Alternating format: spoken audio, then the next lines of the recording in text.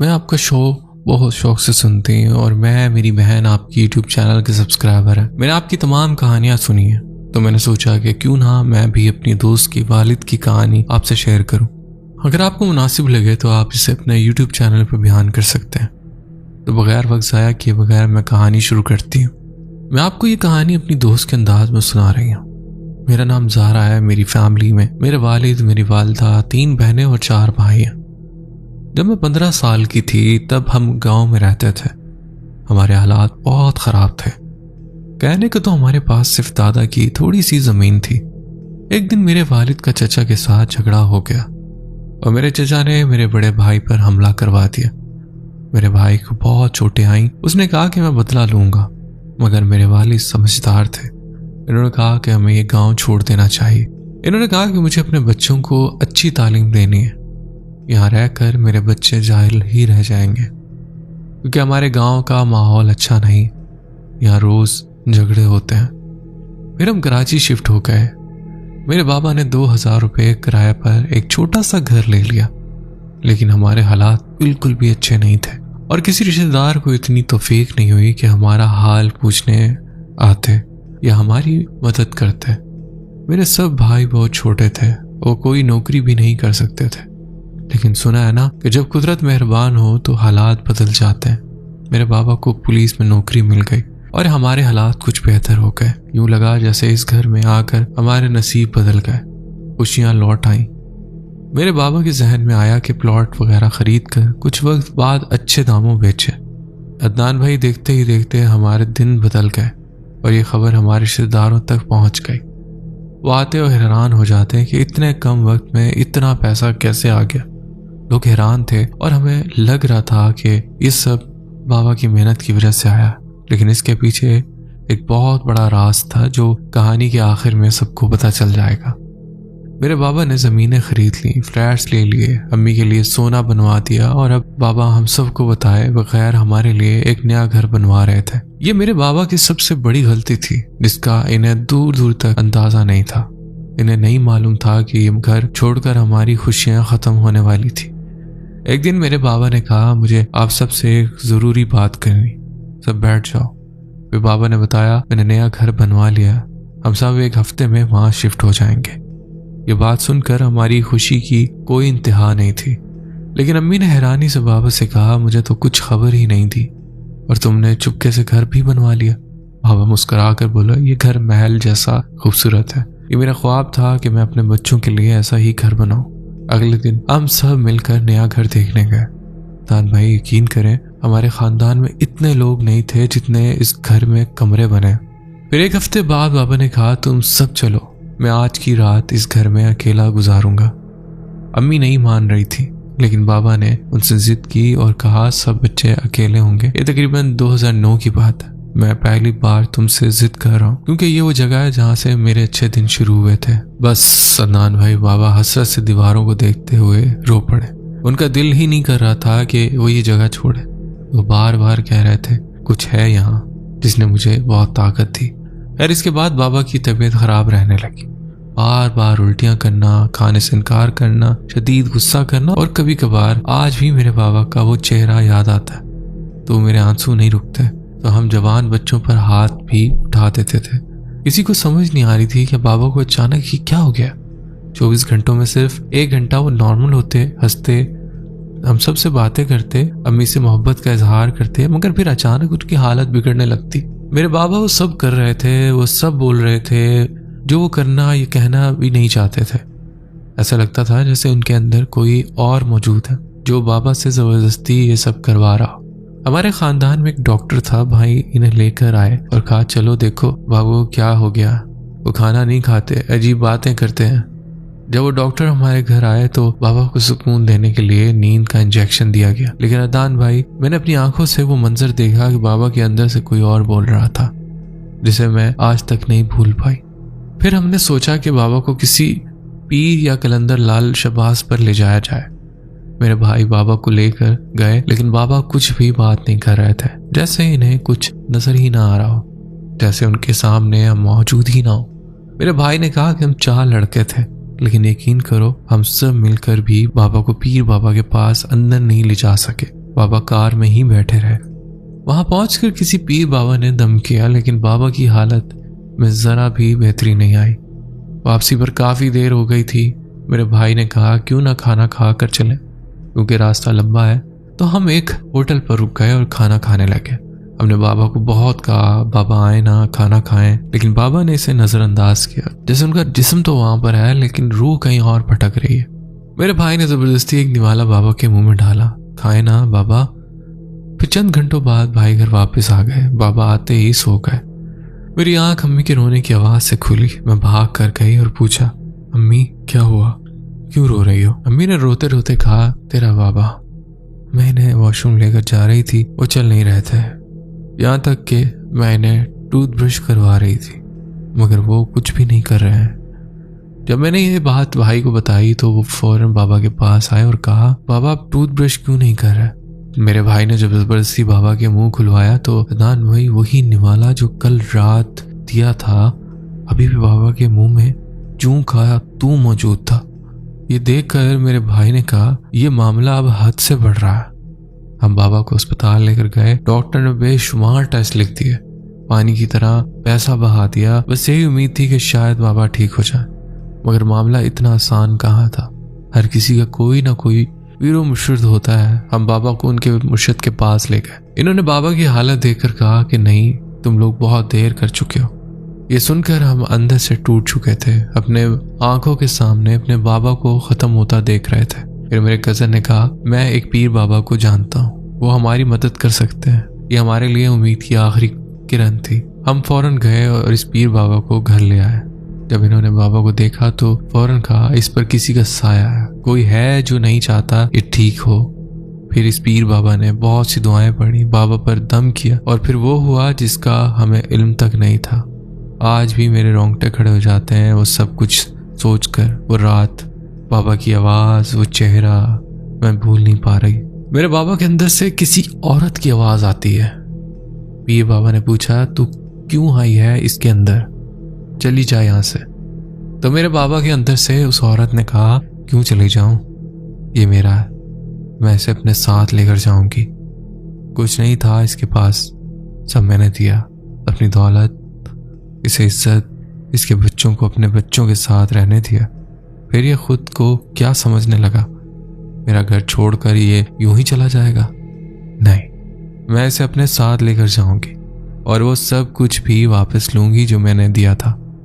अदान भाई, पीर बाबा ने हमसे पूछा, क्या तुम लोग किसी नए घर में गए थे? तो हमने इन्हें सारी बात बताई।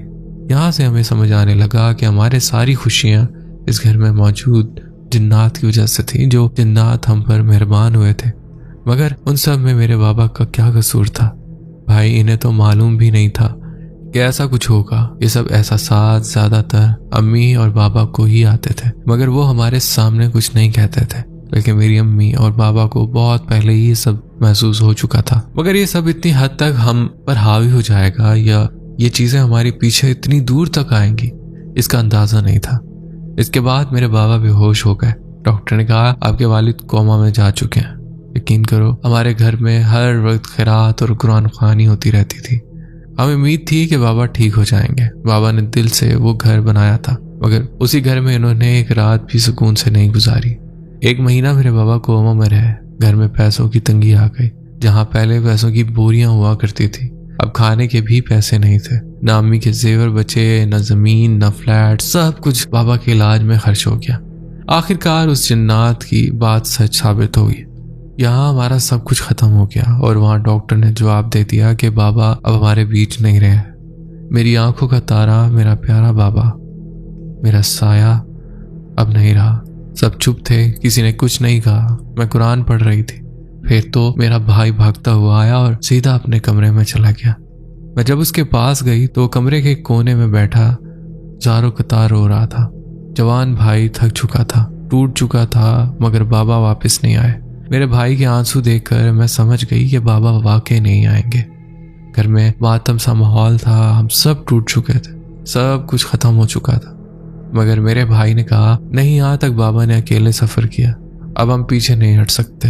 फिर मेरे बड़े भाई ने बिल्कुल बाप की तरह हमारा हर ख्याल रखा, हमारी हर ख्वाहिश पूरी की। हमें पढ़ाया, लिखाया, संभाला। अल्हम्दुलिल्लाह अब सिर्फ मेरा एक भाई बाकी है जिसकी शादी नहीं हुई, बाकी सब बहन भाइयों की शादियां हो चुकी हैं। तो मेरी सबसे दरख्वास्त है कि अगर कभी किसी जगह से दूसरी जगह जा रहे हो तो लाजमी कुरान पढ़कर और दुआ करके निकले, ताकि किसी भी नापाक मखलूक से महफूज रह सके। तो ये मेरी स्टोरी थी जो मैंने आपसे शेयर की। तो बहुत अफसोस हुआ आपके वालिद साहब का, अल्लाह ताला उनके दर्जात बुलंद फरमाए और उन्हें जन्नतुल फिरदौस में आला मकाम अता फरमाए। वाकई हमदर्दी आपसे, और अल्लाह पाक आपके बड़े भाई को सेहत तंदुरुस्ती दे और उन्हें भी खुश रखे कि उन्होंने उनके जाने के बाद बाप का किरदार अदा किया। तो खैर बढ़ते हैं एक और स्टोरी की तरफ।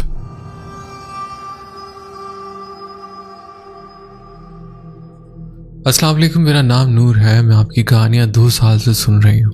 बराए करम मेरा वाकया ज़रूर शेयर कीजिएगा, क्योंकि मैं ये सुनाते हुए बहुत जज्बाती हो रही हूँ। ये कहानी मेरी माँ और उनके कमरे से जुड़ी हुई है। ये कहानी 2008 से शुरू होती है, जब हमने नया घर बनवाया। उस जगह पहले भैंसों का बाड़ा यानी हवेली होती थी। यहाँ हर तरफ गंदगी और गर्दो गुबार था। खैर जब हम उस घर में शिफ्ट हुए तो मेरे वालिद जो ड्राइवर थे अक्सर रात को घर पर नहीं होते थे। ऐसे में घर पर सिर्फ मैं, मेरी अम्मी और मेरी एक बहन होती थी। हमारे घर में तब कमरों के दरवाजे नहीं लगे होते, तो अम्मी ने हमारे ताया के बेटे भाई को बुलाया कि आज रात हमारे घर रुक जाओ। खैर वो आए और उन्होंने अम्मी के कमरे में दरवाजे के बिल्कुल सामने चारपाई बिछा ली। रात के किसी पहर मेरी आंख खुली तो मैंने भाई की चारपाई के नीचे एक काली बिल्ली देखी। मैं उस वक्त छोटी थी, डर के मारे फौरन आंखें बंद कर ली। जब दोबारा आंख खुली तो बिल्ली गायब थी। मुझे खौफ तो महसूस हुआ, लेकिन बात आई गई हो गई।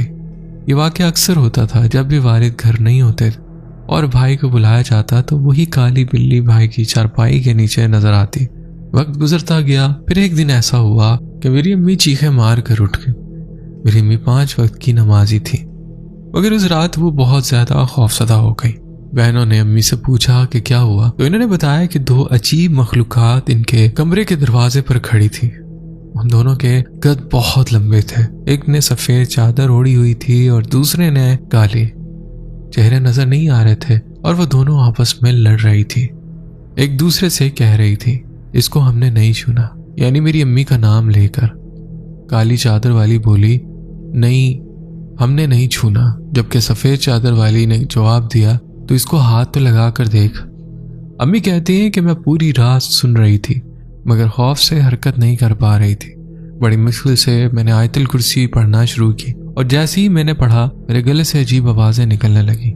हम दोनों बहनें बहुत डर गई। आहिस्ता आहिस्ता ये मामला बढ़ने लगा। अम्मी के कमरे में उनकी चारपाई के नीचे अचानक बहुत ज्यादा पानी गिरता था। जब अम्मी हमसे पूछती कि ये पानी कहाँ से आया तो हमें भी मालूम नहीं होता था। तब हमें अंदाजा हुआ कि इस घर में कुछ पुरस्रार मामलात हो रहे हैं। मैं हमारे मामू का बेटा जो इस वक्त 4th जमात में था हमारे पास रहने आया। 2009 एक रात अचानक सोते सोते अजीब बातें करने लगा। हम कुरान पाक पढ़ रहे होते और वो किसी अनदेखी चीज से बातें कर रहा होता। मैंने जब इसे खुद से बातें करते देखा तो फौरन सबको बुला लिया। अम्मी ने इस पर दम किया, लेकिन इसे बहुत तेज बुखार हो गया, इतना शदीद कि इसकी आंखें भी नहीं खुल रही थी। हम सब ने मिलकर उस पर आयात पढ़कर फूंकना शुरू किया। वो अजीब लहजे में बोलने लगा और घर की भारी चीजें उठाने लगा, जैसे इसमें गैर मामूली ताकत आ गई। अचानक उसने खुद पानी मांगा। जब उस पर दम किया गया और इसने वो पानी पिया तो इसकी हालत बेहतर होने लगी। फिर ये रोज का मामूल बन गया। वो खुद पानी पर दम करता और पी लेता और फिर ठीक हो जाता। अम्मी ने से कहा, उमर तुम अपने घर चले जाओ, मैं तुमसे बहुत मोहब्बत करती हूँ, तुम मेरे भतीजे हो, मगर मुझे अब तुम्हारे साथ कुछ अजीब लग रहा है, कुछ ठीक नहीं हो रहा। मगर वो कहने लगा, फुफ्फो मुझे तो कुछ भी याद नहीं रहता, मैं गर्मियों की छुट्टियां गुजार कर ही जाऊंगा। वो जिद करके रुक गया और शायद वो लम्हा आ गया जिसे मैं अपनी माँ की मौत से जोड़ती हूँ।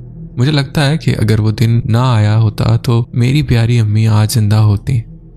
गर्मियों में हमारे घर, खास तौर पर अम्मी के कमरे में एक सफेद और भूरे रंग की मोटी सी बिल्ली आती थी। मगर अजीब बात यह थी कि उसे आते हुए कोई नहीं देखता था, बस अम्मी को महसूस होता कि कोई इन्हें घूर रहा है। अम्मी हमें कहती थी, मुझे अपने कमरे में पेटियों के नीचे से कोई आवाज आ रही है। जब हमने टॉर्च की रोशनी में वहां देखा तो मुझे तो कुछ नजर नहीं आया, मगर अम्मी की चीखें निकल गई। अम्मी ने कहा, यहाँ एक मोटी तोंद वाली काली औरत बैठी है। उफ अदनान भाई, आप यकीन करें, हम सब ने बुलंद आवाज में किसी के हंसने की आवाज सुनी। कजन को ना जाने क्या हुआ, उसने एक लकड़ी की छड़ी पकड़ी और जोर से बोला, निकल जा यहाँ से। और अदनान भाई यकीन करें, कुछ नजर नहीं आ रहा था, मगर एक खौफनाक आवाज सुनाई थी, नहीं। मेरे कजन ने कहा, ये बिल्ली नहीं है। खैर मैंने फौरन अब्बू को फोन किया। अब्बू उसी वक्त फौरन घर आ गए। जब तक अब्बू पहुंचे हमने कमरे का दरवाजा बंद कर रखा था, मगर अंदर से खौफनाक और दर्दनाक चीखों की आवाज आ रही थी। जो भी वो मखलूक थी वो हामला थी और वो हमारे घर में अपना ठिकाना बनाना चाहती थी। मेरा कजन उस वक्त सिर्फ 10 साल का था, मगर हमें इससे भी डर लग रहा था, क्योंकि वो हाथ में एक छड़ी लिए गुस्से में खड़ा था। जब अब्बू आए तो उन्होंने दरवाजा खोला और दम किया हुआ पानी कमरे के एक कोने में फेंका। यहाँ मैं बिल्ली कह रही हूँ, मगर असल में अब्बू और मुझे कुछ नजर नहीं आ रहा था, सिर्फ आवाज आ रही थी। जैसे ही अब्बू ने पानी फेंका तो अचानक कमरे के उस कोने से एक मोटी बिल्ली जैसी चीज निकलकर बाहर भागी। मेरे हाथ लिखते हुए कांप रहे हैं, मगर आप यकीन करें ये सब सच है। जब वो चीज भागी तो हमारे घर के कमरे कुछ इस तरह बने हुए थे। कमरे के आगे एक हॉल था, हॉल के आगे लोहे की ग्रिल थी, ग्रिल का दरवाजा बंद था और हम सब दम किया हुआ पानी उस पर फेंक रहे थे। आप यकीन करें, वो जो भी चीज थी वो खौफनाक चीखें मार रही थी, मगर घर से बाहर नहीं जा रही थी। रात के 2 बजे मेरे सामने उस चीज ने लोहे की ग्रिल का दरवाजा अपने हाथों से काटा और पता नहीं कहाँ गायब हो गई। यानी वो सहन में कहीं चली गई, मगर हमें नजर नहीं आई। यहाँ मैं एक और बात बताना चाहती हूँ। जब हम इस पर दम किया हुआ पानी फेंकते थे तो इसमें से धुआं निकलता था। ओह खुदाया, वो मंजर मैंने अपनी आंखों से देखा। 2008 में जब मैं 12 साल की थी, मैंने ये सब अपनी आंखों से देखा और आज भी मैं ना उस मंजर को भूल पाई हूँ और इसकी खौफनाक चीखों की आवाज को। खैर मेरा कजन अपने घर को चला गया। बहुत कुछ हुआ, मगर मुख्तसरन ये वो चला गया। 2012 में हमने वो घर छोड़ दिया और गुजरात आ गए।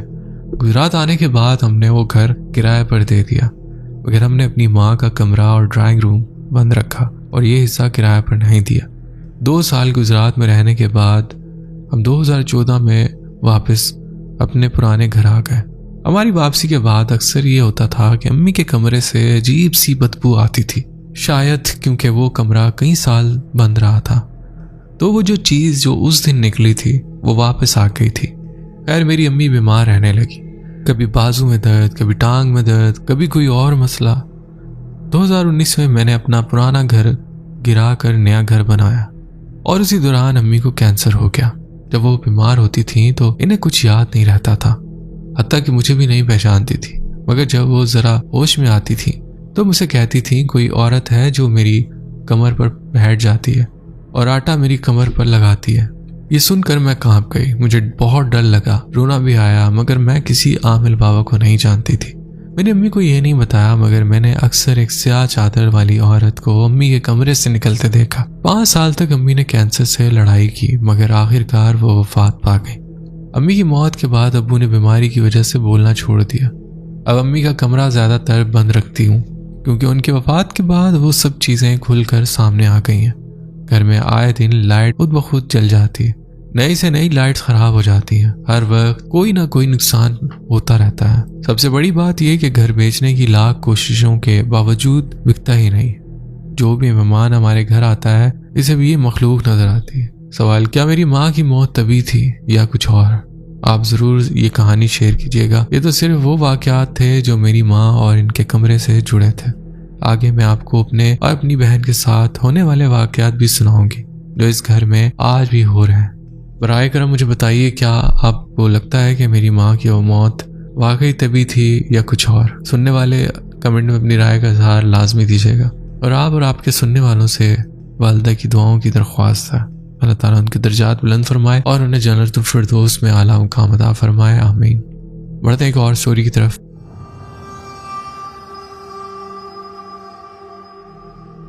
मेरा नाम ऐनी है और मैं 2023 से आपके चैनल की फॉलोअर हूँ। आपकी कहानियों ने मुझे दफ्तर में कई बार बोर होने से बचा लिया, इसलिए शुक्रिया। मैं अपनी कहानी भी शेयर करना चाहती हूँ। उम्मीद करती हूँ कि आप इसे अपने आने वाली वीडियो में शामिल करेंगे।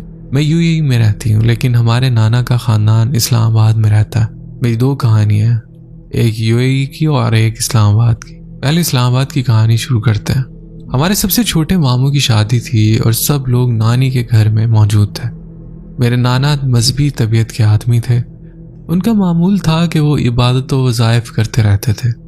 जब तक नाना सेहतमंद थे वो घर के सबसे ऊपर वाले मंजिल पर जाकर अमल किया करते थे, लेकिन जब बीमार हुए तो निचली मंजिल पर अपने कमरे में ही वज़ाइफ करते थे। उनका घर 3 मंजिला था, मगर जब मामू की शादी हो रही थी तब नाना और नानी दोनों वफात पा चुके थे। बचपन से हमें सब ने ऊपर वाले कमरे से डरा कर रखा था। वो कमरा आमतौर पर स्टोर के तौर पर इस्तेमाल होता था, लेकिन चूंकि शादी का माहौल था और तमाम रिश्तेदार, मामू, खालाएं और उनके बच्चे सब आए हुए थे, इसीलिए हमारे पास और कोई चारा नहीं था कि ऊपर वाले कमरे को इस्तेमाल करें। फिर भी अम्मी ने सिर्फ इतनी इजाज़त दी कि वहाँ जाकर तैयार हो सकें। ऊपर वाले कमरे के बारे में बहुत सी कहानियाँ थीं, जैसे रात में चलने की आवाज़ आना, खिड़की में किसी की शक्ल नजर आना और बहुत कुछ। लेकिन हमारी कहानी इनसे कुछ मुख्तलिफ है। मैं और मेरा 2 कज़न्स मेहंदी के लिए तैयार होने ऊपर वाले कमरे में चली गए। तय ये हुआ कि एक जाकर नहाएगी जबकि बाकी 2 दूसरे काम करेंगी, जैसे कपड़े इस्त्री करना वगैरह। मैंने कपड़े इस्त्री करने का काम ले लिया। सबसे पहले कज़न वॉशरूम चली गई। इसके जाते ही दूसरी को बोरियत महसूस हुई तो इसने अपने फ़ोन पर कुछ सॉन्ग्स लगा दिए। इसके बाहर आने तक हमारे कपड़े इस्त्री हो चुके थे। अगली बार दूसरी नहाने गई, अब पहले मेरे साथ थी। उसे अचानक याद आया कि वो अपना ब्रश साथ नहीं लाई। वो ये कहकर नीचे चली गई कि 5 मिनट में ब्रश लेकर वापस आती हूँ। मैंने सोचा कि 5 मिनट का कोई मसला नहीं है। मैंने जो कज़न वॉशरूम में थी उसको आवाज़ देकर कहा, बहन बातें करती रहो। अब वो चली गई है। वो और मैं अभी ये सोच ही रहे थे कि क्या बात करें। इतने में मुझे साथ वाली खिड़की पर ऐसा लगा जैसे कोई दूसरे घर से छलांग लगा कर आया। तान भाई, हमारे दोनों तरफ वाले घर 2 मंजिला थे और तीसरी मंजिल के इर्द गिर्द कोई छत या खिड़की नहीं थी। लेकिन उस वक्त ये बात समझ नहीं आई। मैंने बगैर इसको बताए खिड़की की तरफ जाकर झांक कर देखा, मगर कुछ नजर नहीं आया। तो मैंने इसे अपना फहम समझकर नजरअंदाज कर दिया और वापस आ गई अपने दिमाग को भटकाने के लिए। मैं फ़ोन पर गेम खेलने लग गई। उसका एक फ़ोन था जिस पर गाने लगे हुए थे और वो ज़मीन पर पड़ा था और सॉन्ग्स मुसलसल चल रहे थे। उस ज़माने में मैंने रो धोकर मामू की शादी से पहले नया फ़ोन लिया था ताकि डीपी अच्छी आ सके। इतने में तुम ही हो वाला गाना शुरू हो गया, मगर कुछ देर बाद अचानक खामोशी छा गई। मुझे लगा कोई ग्लिच हो गया होगा। ये सोचकर मैंने फ़ोन उठाया और इसके बटन दबाने लगी, मगर इसकी स्क्रीन बिल्कुल ब्लैंक रही। मुझे लगा कि फ़ोन हैंग हो गया है, मगर फ़ोन तो बिल्कुल नया था। वो अलग शोर मचा रही थी। इसे लगा कि मैंने जानबूझकर गाना बंद किया। अभी फ़ोन मेरे हाथ में ही था कि अचानक उसमें आयतुल कुर्सी चलने लगी खुद ब खुद और उसकी स्क्रीन बदस्तूर से आ रही। उसने अब मुझे डांटा शुरू कर दिया क्योंकि इसे लगा मैं इसके साथ मजाक कर रही हूँ। गाने बंद करके कुरान चला रही हूँ। मैंने बहुत कोशिश की मगर फ़ोन कोई रिस्पॉन्ड नहीं कर रहा था।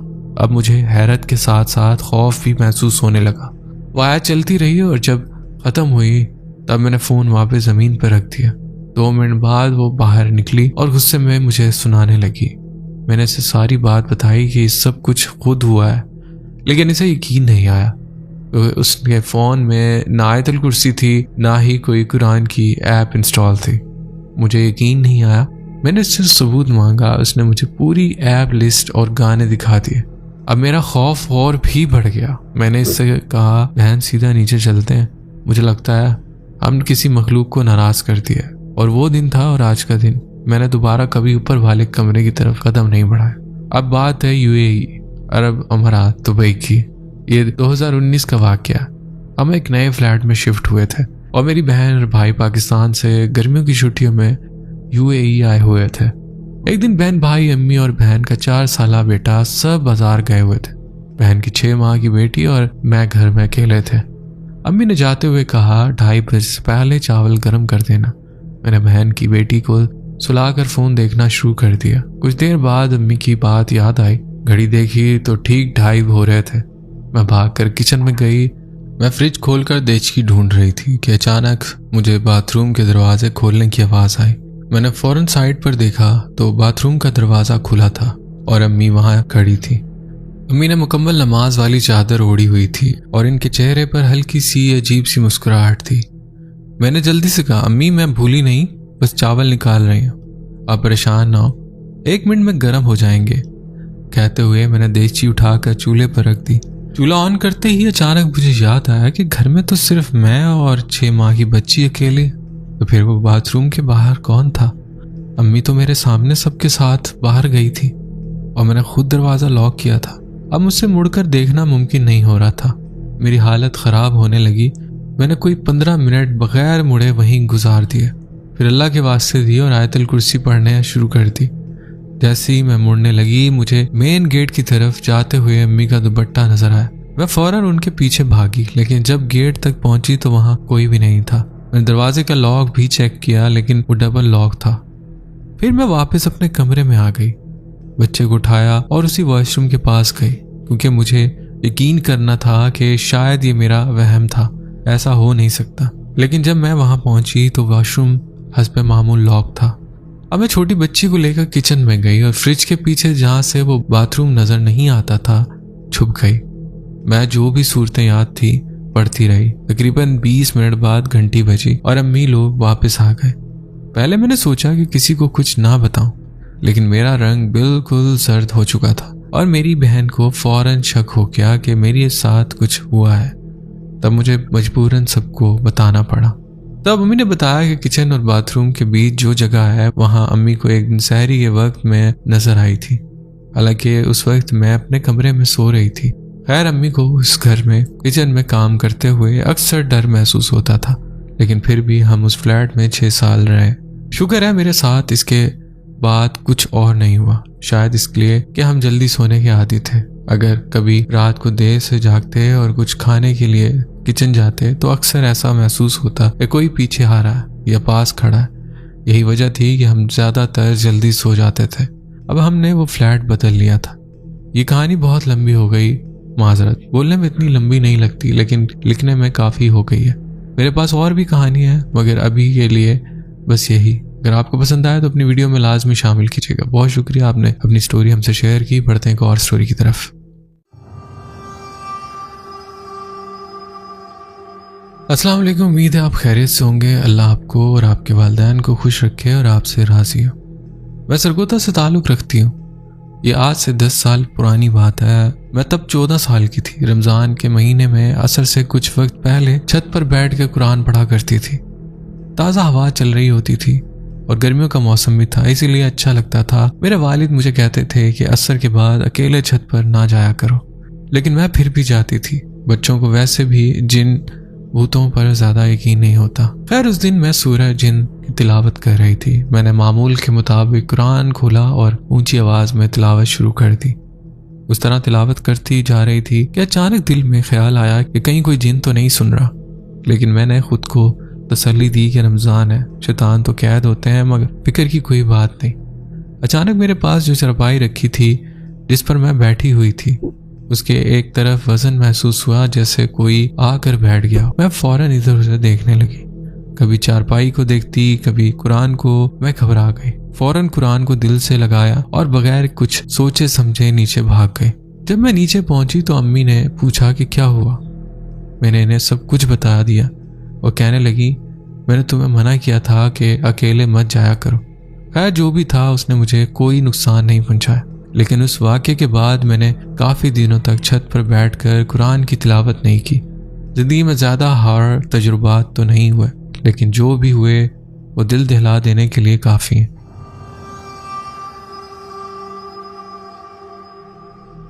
ये 2020 की बात है, जब मैं अपनी खाला के घर रह रही थी। उनका घर हमारे घर के करीब ही था।